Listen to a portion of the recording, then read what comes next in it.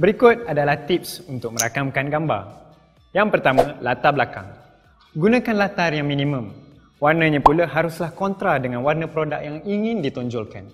Yang kedua, peralatan atau props.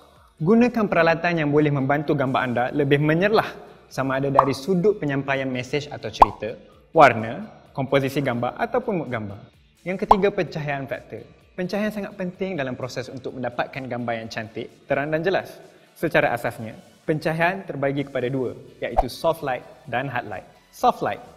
Pencahayaan ini selamat digunakan untuk kesemua jenis gambar, terutamanya produk dan potret. Soft light fokus pada keseluruhan gambar, warna dan menolong membuang elemen yang tidak perlu seperti bayang berlebihan, glare dan lain-lain. Tips: ambil gambar pada waktu pagi, awal tengah hari atau lewat petang. Hard light. Hard light pula biasanya digunakan untuk mencipta kesan dramatik. Kesan bayang-bayang yang jelas akan memberi kesan yang kontra pada gambar sehingga menjadikannya nampak eksklusif. Tips: ambil gambar sewaktu terik matahari, pukul 2 petang. Komposisi gambar ataupun rule of thirds. Kebiasaannya, gambar diambil dengan meletakkan subjek utama di bahagian tengah. Tetapi rule of thirds mengajak kita bereksperimen dengan gaya yang sedikit berbeza. Rahsia komposisi gambar yang cantik dan menarik perhatian adalah apabila subjek utama diletakkan off-center dan hanya menggunakan 1/3 atau 2/3 daripada keseluruhan gambar.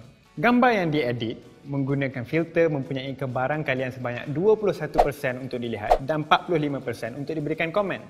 Filter yang paling mendapat perhatian adalah menggunakan high exposure, higher contrast dan warm temperature. Manakala filter yang agak kurang popular ialah saturation dan edge effects. 17% audiens lebih gemarkan gambar dengan satu warna dominan dan 18% audiens gemarkan kesan low saturation.